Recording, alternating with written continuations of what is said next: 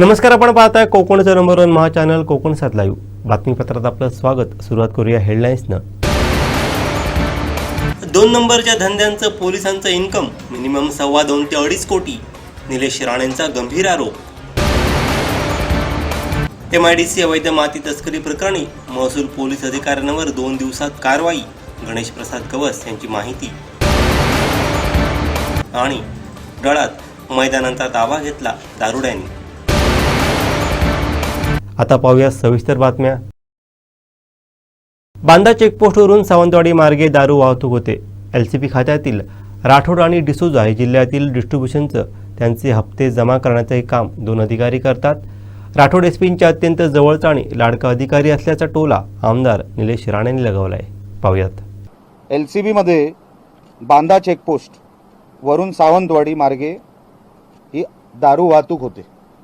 आता LCB खात्याचे मला कोणाचंही कॅरेक्टर ॲसेसिनेशन करायचं नाही आहे। मी तुम्हाला नावाचे 2 अक्षरं देणार, पुढचा शोध तुम्ही लावायचा। LCB मध्ये हा अधिकारी कोण किंवा शेवटचं नाव देतो। LCB मध्ये एक राठोड आहेत आणि एक डिसोजा आहेत। जिल्ह्यामध्ये जेवढी दारू इकडे तिकडे जी काय फिरवली जाते, पसरवली जाते, डिस्ट्रीब्युशन होतं, त्याचे हप्ते जमा करायचं काम ह्या LCBच्या 2 अधिकाऱ्यांकडे आहेत। प्रामुख्याने राठोड हा SP साहेबांच्या अतिशय जवळचा आणि लाडका अधिकारी। आता DYSP ऑफिस 2 वेगळे सेपरेट केलेले आहेत, सावंतवाडी डिव्हिजन आणि कणकवली डिव्हिजन। सावंतवाडी डिव्हिजनमध्ये फोंडकर नावाच्या एका अधिकाऱ्याकडे जबाबदारी आहे जुगार, मटका, दारू वाहतूक याचं कलेक्शन करणार। DYSP ऑफिस कणकवली, कारण का 2 वेगळे डिव्हिजन केलेत। साळवी नावाचे अधिकारी आहेत जे जुगार, मटका, वाळू, आपलं दारू वाहतूक, वाळू वगैरे सगळे जे काय कलेक्शन करण्याची जी काय जबाबदारी आहे या 2 डिव्हिजनमध्ये ती वाटली गेलेली आहे। मग एक जामदार नावाचे अधिकारी आहेत ज्यांना मालवण आणि तो पट्टा दिलेला आहे। चव्हाण नावाचे आहेत ज्यांना मालवण आणि कुडाचा एक पट्टा दिलेला आहे। आडाळी MIDC परिसरात मोठ्या प्रमाणात झालेल्या खनिजयुक्त माती चोरी, बेकायदेशीर उत्खनन प्रकरणाची गंभीर दखल उद्योगमंत्री उदय सामंत यांनी घेतली। शिवसेना पदाधिकाऱ्यांसमोरच जिल्हाधिकाऱ्यांना तत्काळ चौकशी व कारवाईचे आदेश दिलेत।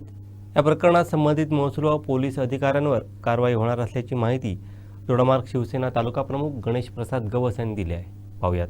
आज आम्ही रत्नागिरीमध्ये जाऊन स्वतः उदय सामंत यांची भेट घेतली। त्यांनी त्या ठिकाणी वेळ दिला होता, त्याप्रमाणे आज त्या ठिकाणी चर्चा झाली। त्या चर्चेमध्ये संपूर्ण आडाळी MIDC मध्ये जे मायनिंगचं उत्खनन होत आहे त्याबाबतचे सर्व फोटो आणि सगळ्यांचा अहवाल आम्ही त्यांना सादर केला आणि त्यांना वस्तुस्थिती त्या ठिकाणी सांगितली। त्यांच्या अधिकारी वर्गाने त्या ठिकाणी पूर्ण कल्पना त्यांना दिली नव्हती, व त्यांना वस्तुस्थिती सांगितली की मायनिंगचे प्लॉट डेव्हलपमेंटच्या नावाखाली या ठिकाणी अवैध मायनिंग वाहतूक मोठ्या प्रमाणात केली जाते आणि अनेक लोक यामध्ये सामील आहेत आणि सरकारी यंत्रणा ज्यांच्यावर याचा वचक पाहिजे, म्हणजे एक तहसीलदार, दुसरे पोलीस यांचं या ठिकाणी कोणत्याही प्रकारचं लक्ष नाही आहे। 2 ते 3 वेळा आम्ही स्वतः जाऊन त्या ठिकाणी त्यांच्याकडे तक्रारी नोंदवल्या।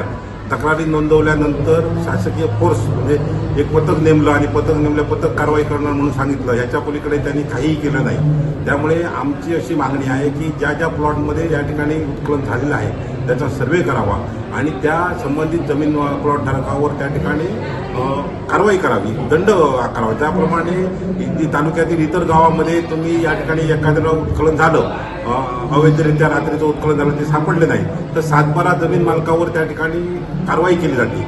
तशीच कारवाई या ठिकाणी करावी। त्याचप्रमाणे ह्या गोष्टीबरोबरच आडाळी MIDC मध्ये नवीन उद्योग व्यवसाय आणण्यासाठी सुद्धा आपण या ठिकाणी चालना द्यावी ही मागणी सुद्धा आम्ही या ठिकाणी केली।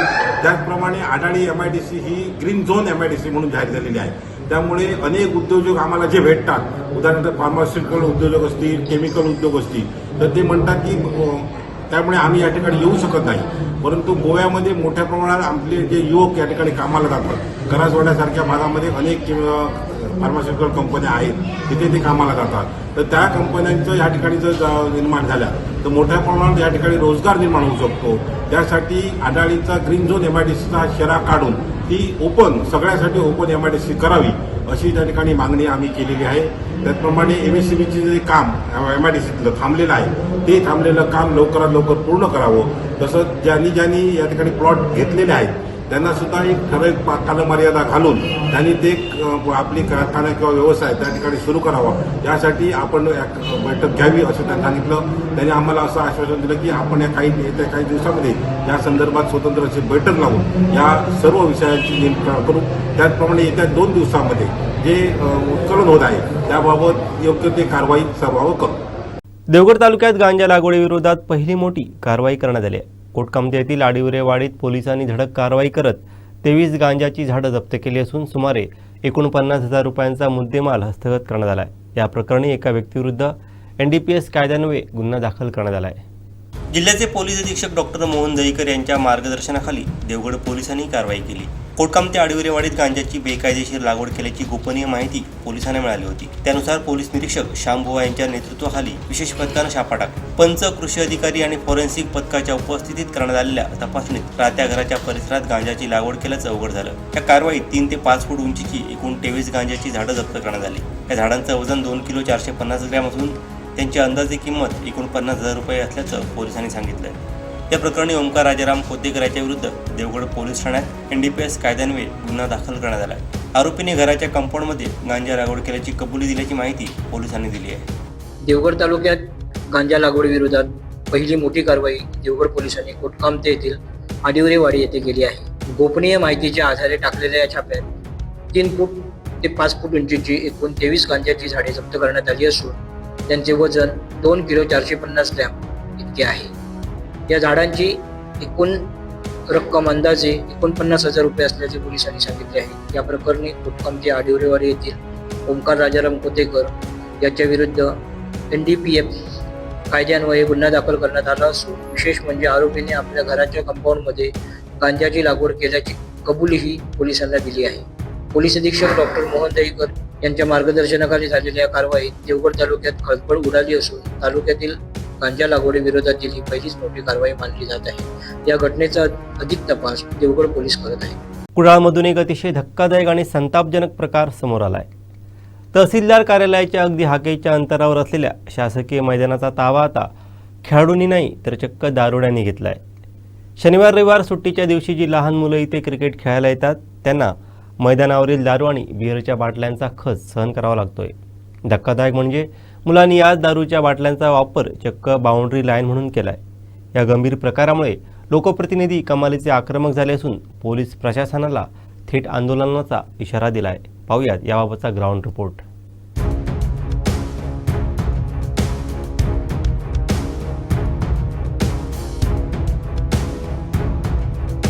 हे दृश्य आहे कुडाळ येथील शासकीय मैदानाचं. MIDC रस्त्याशेजारी आणि थेट तहसीलदार कार्यालयाच्या बाजूला असलेल्या या मैदानाला सध्या दारुड्यांनी आपला हक्काचा अड्डा बनवला आहे. शनिवार आणि रविवारी आपली स्वप्न डोळ्यात घेऊन लहान मुलं इथं क्रिकेटचे धडे गिरवण्यासाठी येतात. मात्र त्यांच्या स्वागतासाठी मैदानात क्रीडा साहित्याऐवजी बेवड्यांच्या दारूंच्या बाटल्यांचा खच पडलेला पाहायला मिळतोय. खेळताना एखाद्या निष्पाप चिमुरड्याला ही काच लागली आणि मोठा अनर्थ घडला तर याला जबाबदार कोण असा संतप्त सवाल उपस्थित होतोय. आम्ही कुडाळ पोलीस स्टेशनला शिवसेनेच्या वतीने एक निवेदन दिलं होतं की कुडाळ शहरामध्ये जे वाढते अपप्रकार आहे त्यांना रोखण्यासाठी कुडाळ शहरामध्ये ठिकठिकाणी CCTV लावा. जिल्हा AI झाला पण कुडाळ शहरामध्ये वाढतं चोऱ्यांचे प्रकार आणि हे चाललेले अपप्रकार याला कुठेतरी बंदोबस्त मिळावा यासाठी कुडाळ शहरामध्ये CCTV असणं आवश्यक आहे. आणि ह्या आमच्या मागणीला प्रशासनातर्फे केराची टोपली दाखवण्यात आली. निश्चितच इथे लहान मुलं खेळायला येतात आणि या ठिकाणी आपण बघितलं तर नुसत्या बाटल्या नसून तर बाटल्या फोडण्यात आलेल्या आहेत. उद्या कोणाला जखम झाली किंवा इजा झाली तर ह्याला जबाबदार कोण? येत्या काही दिवसामध्ये कुडाळ शहरात CCTV नाही लागले तर कुडाळ पोलीस स्टेशनच्या समोर शिवसेनेच्या माध्यमातून ठिय्या आंदोलन आम्ही निश्चितच करू. पोलीस प्रशासन या प्रकाराकडे पूर्णपणे कानाडोळा करत आहे. शहरात CCTV नसल्यामुळे चोऱ्या वाढल्या आहेत आणि आता या शासकीय मैदानावर बेवड्यांच्या रात्रींच्या पार्ट्या चालतात. पोलीस प्रशासन इथं एखाद्या मोठ्या गुन्ह्याची वाट पाहतंय का? जर तातडीने यावर कारवाई झाली नाही तर आम्ही पोलीस स्टेशनला ठिय्या आंदोलन करू असा इशारा दिला आहे. या ठिकाणी कुडाळ शहरामध्ये खेळण्याचं ग्राउंड न होतं ते वैभव नाईक आमदार असताना यांच्या माध्यमातून आपण खेळण्याचं ग्राउंड उपलब्ध करून दिलेलं आहे. परंतु ग्राउंडच्या बाजूला तहसील ऑफिस या ठिकाणी इतर ऑफिस आहेत ह्या ग्राउंडमध्ये दारूच्या बाटल्या या ठिकाणी फोडण्यात आलेल्या आहेत. आज दारूच्या बाटल्या फोडत असताना ह्या ठिकाणी लहान मुलं खेळत आहेत.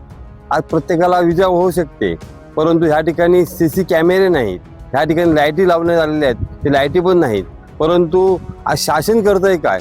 ह्या ठिकाणचे सध्याचे आमदार म्हणत आहेत की पोलिसांचा वचक नाही. पोलिसांना सुद्धा आमची विनंती आहे की ह्या ग्राउंडवर येऊन रोज संध्याकाळचं रात्रीच्या वेळेस ग्राउंड मारा आणि ह्या ठिकाणी जे कोण दारूच्या बाटल्या पिऊन ते फोडत आहेत त्यांच्यावर कडक कारवाई व्हावी अशी आमची पोलिसांजवळ सुद्धा मागणी आहे. आणि आमदारांसुद्धा विनंती आहे की तुम्ही सुद्धा ह्या ठिकाणी येऊन लक्ष घाला. हे मैदान माजी आमदार वैभव नाईक यांच्या कार्यकाळात लहान मुलांसाठी तयार करण्यात आलं होतं. मात्र आज याची अवस्था बिकट झाली आहे. या मैदानाला लाईट मंजूर झाली असूनही अद्याप ती बसवण्यात आली नाही. त्यामुळे रात्रीच्या अंधाराचा फायदा घेऊन येथे डंपर चालक गाड्या थांबवतात आणि दारूच्या पार्ट्या जोडपतात, असा गंभीर आरोप स्थानिक नेत्यांनी केला आहे. ते इथं डंपर लावून इथंच दारू पितात, इथंच बाटल्या टाकतात. ह्यावर कुठेतरी शासनाने त्याच्यावर निर्बंध आळा घालायला पाहिजे. आणि जे कोण हे करतात आणि हे जर बंद व्हायला पाहिजे तर इथं मोठे कॅमेरे म्हणजे ज्याची कार्यक्षमता 200 मीटर 300 मीटर आहे आणि लाईटची व्यवस्था व्हायला पाहिजे, तरच हे जे काय दारू आणि हे जे काय प्रकार इथं जे होत आहेत ते बंद होतील, अन्यथा बंद होणार नाही. त्याच्यामुळे शासनाने ह्याच्यावर त्वरित लक्ष घालून हे कुठेतरी थांबायला पाहिजे, बंद व्हायला पाहिजे. नाहीतर आज दारू प्यायचे हे प्रकार होतात, उद्या अन्य काहीतरी प्रकार इथं होण्याची शक्यता आहे, म्हणजे ते होणारच. त्यामुळे वेळीच शासनाने सावध राहून यावर लक्ष घालायला पाहिजे. या मैदानात अंधार असल्यामुळे रात्रीचे काळे धंदे चालतात. तातडीने इथे लाईट आणि कॅमेरे बसवणं गरजेचं आहे. पोलिसांनी रोज संध्याकाळी गस्त घालून या दारुड्यांना वचक दाखवला पाहिजे. सिंधुदुर्ग जिल्ह्यातील 30 वर्षांच्या आरोग्य सेवेनंतर सावंतवाडी उपजिल्हा रुग्णालयाचे वैद्यकीय अधीक्षक डॉक्टर ज्ञानेश्वर येवळे सेवानिवृत्त झालेत. या सेवानिवृत्ती समारंभात सावंतवाडी व दोडामार्ग येथील अनेक दिग्गजांनी उपस्थित राहून त्यांना शुभेच्छा दिल्यात. पाहूयात.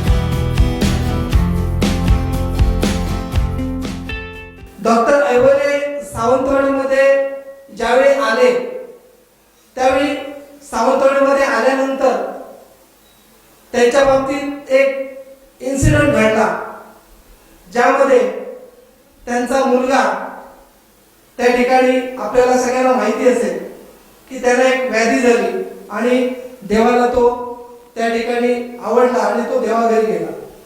परंतु अशा सिच्युएशन मध्ये सुद्धा त्या व्यक्तीने कधीही डॉक्टरी पेशामध्ये कोणत्याही प्रकारचं निगोशिएशन न करता चांगली सेवा या ठिकाणी दोडामार्ग सावंतवाडी अशा दोन्ही शहरामध्ये त्यांनी देण्याचा प्रामाणिक प्रयत्न केला. खरोखरच एक स्त्री रोग तज्ञ म्हणून त्यांनी अतिशय उत्कृष्ट सेवा या ठिकाणी दिली. सावंतवाडीमध्ये काम करत असताना उत्कृष्ट प्रकारे त्यांनी डॉक्टरी सेवा बजावलेली आहे. मी त्यांना त्यांच्या भावी आयुष्यात खूप खूप शुभेच्छा देतो. या पाटेश्वर चरणी आणि उपरकर चरणी अशी प्रार्थना करतो की भविष्यात ज्या ज्या ठिकाणी ते जातील, ज्या ज्या ठिकाणी ते काम करतील, डॉक्टर म्हणून त्यांनी उत्कृष्ट प्रतीचं काम करावं आणि त्यांच्या हातून अशा प्रकारची सेवा ही आयुष्यभर घडत राहो अशीच मी या ठिकाणी प्रार्थना करतो. डॉक्टरांच्या बाबतीमध्ये दोडामार्ग तालुक्यामध्ये आपण पाहतच आहोत, अत्यंत उत्कृष्ट सेवा. तो सुद्धा माझ्या मतदारसंघाचा भाग होता आणि अत्यंत सेन्सिटिव्ह भाग. आणि डॉक्टरांना जेवढे पेशंट जे आहेत हे आमच्या दोडामार्ग तालुक्यातून तेवढेच पेशंट्स आपल्या गोव्यातून येत असत. गोव्यामध्ये सुद्धा डॉक्टरांचं अत्यंत चांगल्या तऱ्हेने नाव होतं आणि त्या दृष्टीने त्यांच्याकडे गोव्यातून पेशंट येत असत. परंतु डॉक्टरांनी तो भायलो आणि भितुरलो असं काही केलं नाही. जो कोण पेशंट असेल तो भायलो असून देत नाही तर भितुरलो असो, तो पेशंट आहे आणि त्याला योग्य तऱ्हेने ट्रीटमेंट दिली पाहिजे अशा तऱ्हेने डॉक्टर एवढ्याचं काम राहिलेलं आहे. आम्ही नेहमी लक्ष ठेवून असतो की कर्मचारीसुद्धा आम्हाला बऱ्याचशा गोष्टीची माहिती देत असतात आणि त्या अनुषंगाने त्या काय सिरियसली सगळ्या घ्यायच्या नसतात. परंतु डॉक्टरांच्या बाबतीत 100% कर्मचारी हे डॉक्टरांची स्तुती करण्यासाठी नाही, पण मी वस्तुस्थिती सांगतो की 100% कर्मचारीसुद्धा डॉक्टरांचं कार्य आणि डॉक्टरांच्या सेवेबद्दल अगदी पूर्णपणे समाधान होते आणि त्या अनुषंगाने डॉक्टरांना पुढच्या त्यांच्या जीवनामध्ये मी त्याला सुयश चिंतितो. असे व्यक्ती परत मिळणे नाही, सगळ्या दृष्टीने हव्या त्या साच्यात तुम्ही डॉक्टरना घालू शकता. एक जेंटलमन आहे की नाही तर 100% जेंटलमन होते डॉक्टर. त्यांच्या बाबतीत कुठलीही कसलीही तक्रार आली नाही याचा मी साक्षीदार आहे आणि म्हणून बोलतोय. एक डॉक्टर म्हणून तुम्ही पाहाल 100% पेशंट्सनी त्यांना आशीर्वाद दिलेले आहेत, ते आपण पाहतो आहोत.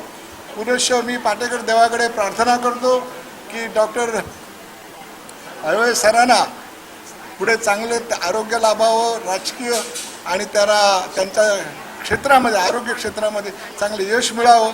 संपूर्ण दोडामार्ग तालुका कायमस्वरूपी डॉक्टर येवाळे आणि त्यांच्या कुटुंबियाचा ऋणी राहील. कारण त्यांनी जी सेवा दोडामार्ग तालुक्यामध्ये दिली, आता अनेक लोकांनी सांगितलं की वैद्यकीय दृष्ट्या आता बाकी सगळं दृष्ट्या काय आपला दोडामार्ग तालुका मागास राहिलेला नाही आहे, परंतु वैद्यकीय दृष्ट्या अजून तरी मागासलेला आहे. आणि या क्षेत्रामध्ये मी पाहतो आमची ज्यावेळी राजकीय कारकीर्द सुरू झाली त्या वेळेपासून येवळे सरांनी जे आम्हाला सहकार्य केलं अनेक विषयासाठी, मग कुठला दत्तपलीत असो, कधीही रात्री अपरात्री फोन करा की या ठिकाणी या पेशंटला ही मदत पाहिजे, कोणतीही करतात त्यांनी ती मदत केलेली आहे. अनेक या ठिकाणी आम्ही पाहतो अनेक या प्रसूती ज्या दोडामार्ग तालुक्यामध्ये त्यांनी केल्या गोरगरीब जनतेच्या, अनेक वेळा त्यांनी रात्र जागून त्या पेशंटबरोबर राहून ते काम केलेलं आहे. दोडामार्ग तालुक्यातील लोकांची आर्थिक परिस्थितीसुद्धा एकदम खलाखाची नाही, चांगल्या प्रकारे आहे. गोव्यामध्ये जाऊन वेगवेगळे उपचार ते घेतात. ते त्यांची सेवा जर दोडामार्ग तालुक्यामध्ये उपलब्ध झाली तर ती व्हावी अशी आमची मनोमन अशी इच्छा आहे. आपण ती आपल्या आयुष्यामध्ये काय पुढे तुम्ही योजलेलं आहे ते तुमचं आहे, परंतु आमची एक इच्छा आहे की तुम्ही असं एक योगदान आमच्यासाठी द्यावं जेणेकरून त्या ठिकाणी चांगलं असं हॉस्पिटल उभं राहावं अशी आमची इच्छा आहे. तुमच्या सेवानिवृत्त या दिनानिमित्त पुढील आयुष्याला उदंड असं आयुष्य तुम्हाला लाभो आणि संपन्न आरोग्य लाभो. तुमच्या सर्व कुटुंबियांना या ठिकाणी मी शुभेच्छा व्यक्त करतो. आई अशिक्षित होती, तिला 2च शब्द बोलता येतात, MBBS आणि इंजिनियर, हे 2च शब्द बोलते ते. तर तिला त्या ऑप्थॅल्मॉलॉजिस्टनं सांगितलं, म्हणजे ते आपल्याला माहीत आहे की बाबा तुम्ही जर डोळ्याची काळजी नाही घेतली तर तुमचा डोळा हा जाण्याची शक्यता आहे. पण ती घरी आल्यानंतर ज्या पद्धतीनं सांगून ती रडायला लागली त्यावेळेला मग त्या डॉक्टरांचा खूप राग आला. म्हणजे कोणते डॉक्टर की बाबा माझ्या आईच्या डोळ्यातून पाणी आलं. आणि त्यावेळेला मी ठरवलं होतं की आपण झालो तर डॉक्टर व्हायचं म्हणून. म्हणजे ऑप्थॅल्मॉलॉजिस्ट तर झालो नाही पण डॉक्टर झालो. तर त्याच्यानंतर ते थोडा 1-2 महिन्याचा वेटिंग पिरियड होता. मग थोडंसं फ्रस्ट्रेशन म्हणा किंवा एक इच्छाशक्ती होती की वडिलांना म्हटलं मी नाही, म्हटलं मी शेतामध्ये ऊस कापायला जाणार म्हटलं. तर मी 2 महिने जे आपण इतर बघतो ना ऊस कापतात तसे 2 महिने मी शेतीमध्ये ऊस कापले, ट्रॅक्टर भरले. आणि मला वेटिंगवरचा जो MBBSच्या इंटरव्ह्यूचा कॉल आला ॲडमिशनचा, त्यावेळेला मी शेतामध्ये ऊसाच्या त्या मोळी टाकत होतो. ते आमचे काका घेऊन आले ते इंटरव्ह्यू कॉल. मग तिथं असणारे आता कोणाला वाचायला येणार आहे, एक पोस्टमन होते, त्या पोस्टमननी ते कॉल वाचला आणि त्यांनी सांगितलं की ह्या ज्ञानेश्वर माऊलींना MBBSच्या ॲडमिशनसाठी त्यांना JJ हॉस्पिटलला त्यांना इंटरव्ह्यूसाठी बोलवलेलं आहे.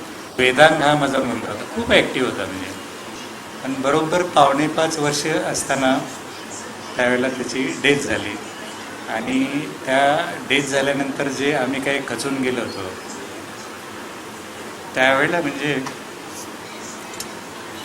त्यातून बाहेर येईल असं म्हणजे काही वाटलेलं नव्हतं म्हणजे. आणि त्यावेळेला नुकतंच घर बांधलेलं होतं.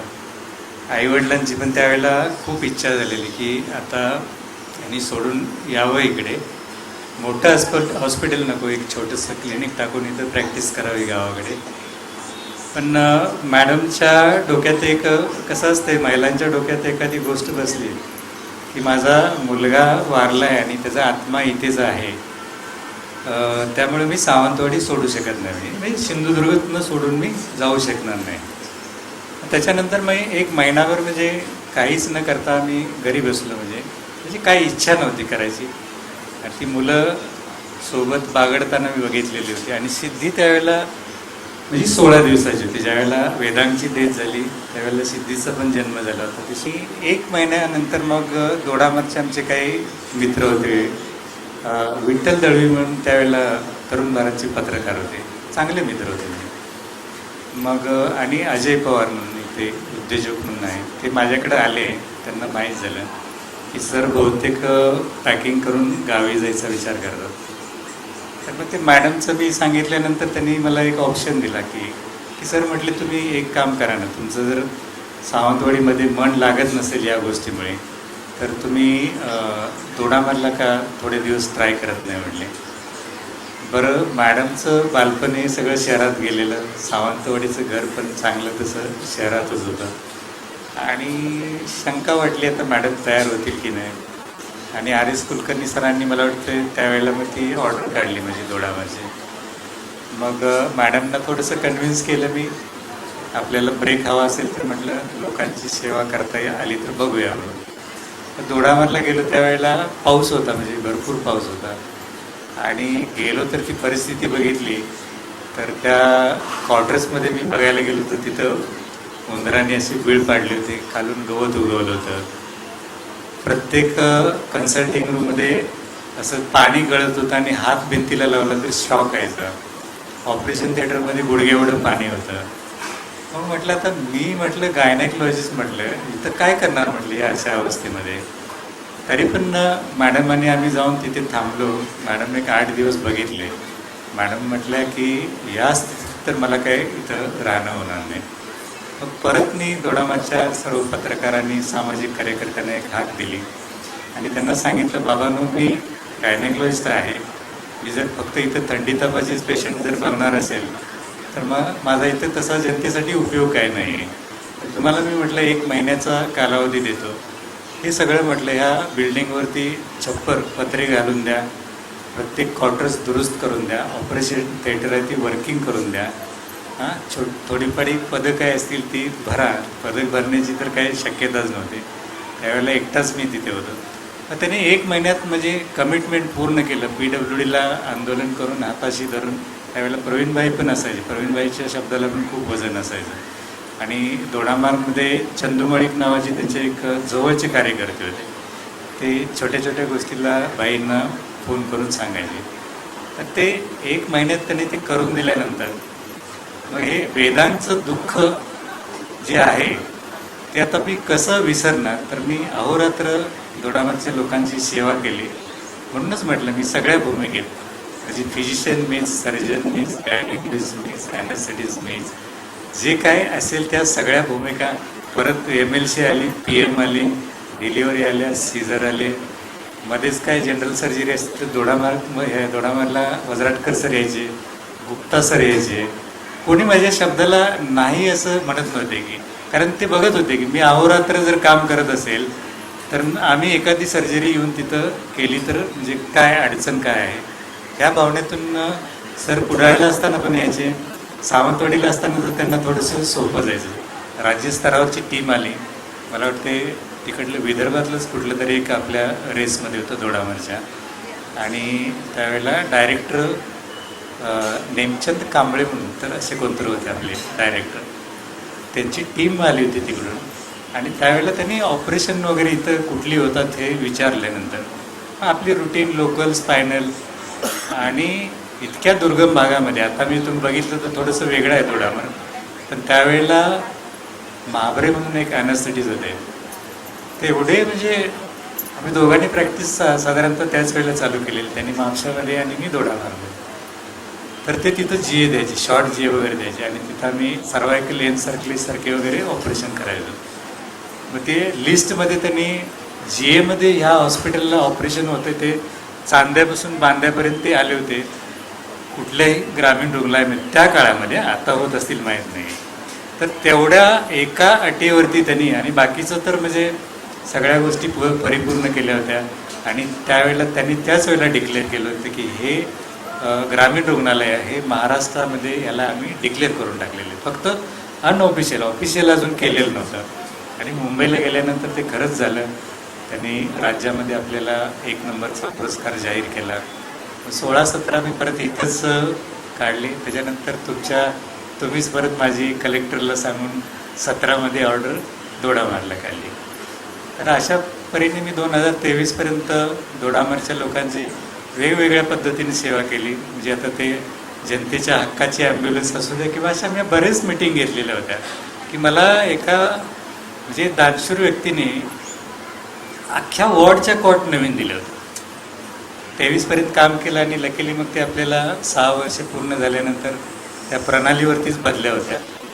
तर मग डोक्यात विचार आला की बाबा ऑप्शन, त्यावेळेला दुर्वाडकर सरांचे प्रमोशन झालं होतं आणि क्लास 2ची पोस्ट रिकामी झाली. तर मग मी त्या पोस्टसाठी तिथं ऑप्शन टाकलं की मला तो एकच ऑप्शन टाकला मी, सावंतवाडी, इतर कुठले टाकले नव्हते. तर मग ते 2023मध्ये मला ते सावंतवाडीसाठी बदली मिळाली. जुलैमध्ये हजर झालो. मग नुकतेच सर रिटायर झाल्यानंतर मग कसं असतं, एखादी प्रस्थापित व्यक्ती तिथून गेली की थोडंसं हललेलं असतं हॉस्पिटल. म्हणजे सगळे लोक जरी काम करत असतील जुने, दोडामारमध्ये जरी काम केलेलं असेल, तर मला इथं येऊन थोडंसं जम बसवायला, म्हणजे माझं नाव होतं, माझ्या नावावरती फरक पडायचा नाही असं नाही. म्हणजे एखाद्या नवीन माणसाला ते जड गेलं असतं, पण माझ्या कामाचं नाव असल्यामुळे मला तेवढं जड गेलं नाही. आणि माझे सहकारी पण वजराटकर सर, चौगुले सर, निखिल, ही सगळीच मंडळी, सागर जाधव, 8 RBSKच्या टीम होत्या, हे सगळेच काम करत होते. त्याच्यानंतर 23ला हजर झाल्यानंतर मग आज तागायत काम केलेलं आहे. त्यामध्ये मग बरेच CT स्कॅन झालं, मॉड्युलर ICU झाल्या, डायलिसिसचं काम झालं, हो, लिफ्ट झाली तयार. अशा वेगवेगळ्या पद्धतीने काम. तर कसं आहे माहीत आहे का की सावंतवाडीचं रँकिंग हे पहिल्या 10मध्ये महाराष्ट्रामध्ये, पण मधल्या काळात थोडासा तो फिजिशियनचा तो इश्यू धरून थोड्याशा काय न्यूज आल्यामुळे आमचे डॉक्टर लोक थोडेसे हातबल झालेले. म्हणजे त्यामध्ये बरेच डॉक्टर बदली करून जावे की काय असं त्यांच्या डोक्यामध्ये आलं. पण वेगवेगळ्या म्हणजे काम करण्याची थोडी खुजली अंगात असते. मग त्यावेळेला ते तेंडुलकर सरांना आणलं, नंतर रेड्डी सरांना घेऊन आलं. अशा वेगवेगळे प्रयोग करत करत म्हणजे आज हा उद्या शेवटचा दिवस आहे, तर तुमचा उद्या संडेचा दिवस वाया जाऊ नये म्हणून मी आज तुम्हाला सर्वांना माझ्या या सेवानिवृत्तीच्या कार्यक्रमाला येण्याचं आवाहन केलं होतं. आणि त्याला मान देऊन तुम्ही सगळे एकत्र आल्याबद्दल मी आणि माझे कुटुंब आणि उपजिल्हा रुग्णालयातर्फे मी आपल्या सर्वांचं आभार मानतो. दोडामार्गात रबर प्लांटेशनच्या नावाखाली केरळीयन गांजा पिकवतात. भीतीपोटी तिथं कोणी जाऊ शकत नाही. 1800 पेक्षा जास्त हेक्टर क्षेत्रात हा प्रकार सुरू आहे. आता ड्रग्जसुद्धा तिथे तयार केले जाऊ शकतात. पोलीस अधीक्षकांना त्यावर कारवाई का करावीशी वाटली नाही असा टोला आमदार निलेश राणेंनी लगावला आहे. पाहूयात. दोडा मार्गामध्ये रबर प्लांटेशनच्या नावाखाली परप्रांतीय लोक येऊन तिथे गांजा उगवतायत. स्थानिक जाऊ शकत नाही भीतीपोटी, कोणी जाऊ शकत नाही भीतीपोटी. तो एरिया असा वेगळा पाकिस्तान केल्यासारखाच झालेला आहे. आजपर्यंत SP साहेबांना असं का सुचलं नाही की मी तिकडे दोडा मार्गात जाऊन, जो आमचा सिंधुदुर्गाचा भाग आहे, जिथे रबर प्लांटेशनच्या नावाखाली गांजा उगवला जातोय, गांजा आणि हेक्टर किती, 1800 पेक्षा जास्त हेक्टरवर रबर प्लांटेशनच्या नावाखाली गांजा बनवला जातोय. आता तिथे वेगवेगळे ड्रग्ज बनवले जातील, माहीत नाही, कारण का तिथपर्यंत कोण गेलंच नाही. सगळ्यांना बाहेरून संशय आहे हे काम कोणाचं आहे, पोलिसांचं आहे. आतमध्ये तुम्हाला रेड मारायची होती ते इतक्या वर्षापासून, 1.5 वर्षापासून कशासाठी थांबलेल्या होतात. नुसते 2-5 लोक रस्त्यावरचे पकडून गरिबांना हे सगळे छपरी पोरं पकडून काही होणार नाही. तिथे 1800 हेक्टरवर रबर प्लांटेशनच्या नावाखाली ड्रग्ज उगवले जात आहेत, बनवले जात आहेत. दहीकरांचं लक्ष नाही, दहीकरांना लक्ष द्यायचं नाही. 2 नंबरच्या धंद्यांचं पोलिसांचं इन्कम महिन्याचं मिनिमम 2.25 ते 2.5 कोटी आहे, असा गंभीर आरोप आमदार निलेश राणेंनी केला आहे. पाहूयात. LCB हे जे खातं आहे पोलिसांच्या डिपार्टमेंट अंतर्गत, मी काय नावं डायरेक्ट सांगणार, मला काय कोणाची भीती नाही. हे कलेक्शन मटका असेल, जुगार, दारू, ड्रग्ज, तस्करी वगैरे वगैरे, हे जे काय 2 नंबरचे धंदे आहेत, या 2 नंबरच्या धंद्यांचं जे महिन्याचं इन्कम आहे पोलिसांचं, जे माझ्या सोर्सेसच्या माध्यमातून मला मिळालं, ते 2.25 ते 2.5 कोटी आहे महिन्याचं. परत सांगतो, 2.25 ते 2.5 कोटी रुपये मिनिमम, जास्त असू शकतं, कमी नाही. हे जे डुप्लिकेट दारू बनवायला जे स्पिरिट लागतं ते महाराष्ट्रातूनच गोव्यात जातं. त्याचं डायरेक्ट कमिशन किंवा त्याचं जे काय आहे 2 नंबरचं अंडर टेबल, हे SP ऑफिस. कारण का ते स्पिरिट टाकल्याशिवाय ती डुप्लिकेट दारू बनवू शकत नाही. आणि ती जाते कशाने? पेट्रोलच्या टँकरच्या माध्यमातून, कधी दुधाच्या टँकरच्या माध्यमातून, आणि मोकाट सोडली जाते. ही दिवसा होते, रात्रीची होत नाही. कुठला तरी टँकर पेट्रोलचं किंवा इतर कुठलं तरी टँकर आहे, त्याच्यातून हे स्पिरिट गोव्याला पाठवलं जातं. उघडपणे उघड्या डोळ्यांनी आमचे SP साहेब बघतात आणि तीच दारू रिटर्नमध्ये आमची इकडे तरुणांची पिढी खराब करते. दर 15 दिवसांनी पोलीस विभागावरच पत्रकार परिषद घेणार. जोपर्यंत SP दहीकर यांसारखे भ्रष्टाचाराने बरबटलेले अधिकारी प्रशासनात आहेत तोपर्यंत आपलं सरकारच बदनाम होईल. जे आई वडील रडतात ते सरकारला शिव्या घालतात, पोलिसांना नाही. मी युती सरकारचा भाग आहे. या जिल्ह्याचे पालकमंत्री, मुख्यमंत्री, उपमुख्यमंत्री, खासदार मला या विषयात न्याय देतील अशी अपेक्षा आमदार निलेश राणेंनी व्यक्त केली आहे. पाहूयात. आता मी तुम्हाला LCBचं सांगतो आणि काही गाड्यांचे नंबर देतो रेफरन्ससाठी. जर पोलिसांनी ह्याच्यावरती ॲक्शन घेतली नाही तर मी तर ठरवलं आहे दर 15 दिवसांनी पोलीस विभागावरच एक पत्रकार परिषद मी घेणार. आणि जोपर्यंत हे असे निष्क्रिय अधिकारी दहीकर, माझा आरोप हा दहीकरांवरच आहे, हे असे निष्क्रिय अधिकारी, भ्रष्टाचारामध्ये बरबटलेले अधिकारी आमच्या जिल्ह्यामध्ये मी असेपर्यंत, आणि मी ही तक्रार सन्माननीय पालकमंत्री साहेबांकडेही करणार आहे, सन्मान्य राज्याचे मुख्यमंत्री देवेंद्र फडणवीस साहेबांकडे करणार आहे, उपमुख्यमंत्री सन्मान्य एकनाथ शिंदे साहेबांकडे करणार आहे आणि खासदार साहेबांकडे पण करणार आहे की असे अधिकारी, मी पण युती सरकारचा एक भाग आहे, जोपर्यंत असे अधिकारी प्रशासनामध्ये असतील आपलं सरकार बदनाम होईल. आपण बदनाम होतोय या अशा अधिकाऱ्यांमुळे. ते जे आई वडील रडतात ते सरकारला शिव्या घालतात, पोलिसांना नाही घालत. म्हणून आपण सगळे, मी पण ह्या युती सरकारचा एक घटक आहे, मी पण तेवढाच बांधील आहे या सरकारमध्ये. पण माझा विश्वास आहे या जिल्ह्याचे पालकमंत्री, सन्माननीय मुख्यमंत्री आणि सन्माननीय उपमुख्यमंत्री आणि खासदार साहेब मला या विषयामध्ये न्याय देतील आणि अशा अधिकाऱ्याला